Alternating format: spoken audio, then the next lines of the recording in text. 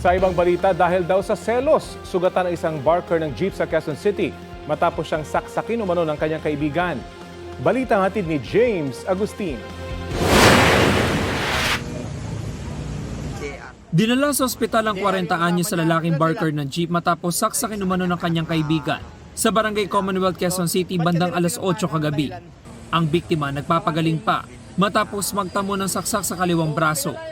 Sa follow-up operation ng pulisya sa Fairview, naaresto ang 39 anyos sa lalaking sospek. Base sa investigasyon, nakainuman dalawa na mangyari ang insidente. Pinuntahan siya noong ating sospek sa kanyang pinagbabarkeran at kakausapin sana. Dinala siya sa madilim na bahagi ng daan tapos inundayan na siya ng saksak. Nabawi ang kutsilyo na ginamit ng sospek. Ayon sa pulisya, selos ang lumalabas na motibo sa krimen. Ayon sa aming investigasyon ay itong biktima natin ay tinetext niya yung kursonada rin na babae nitong suspect natin. Bago sila nagkaroon ng insidente, ng pananaksak, ay pinalayas noong suspect natin yung biktima kasi iisa yung kanilang tinutuluyan.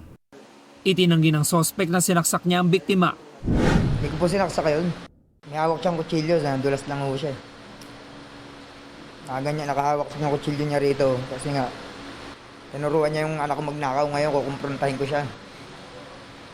Kala siguro makipag-away ako sa kanya.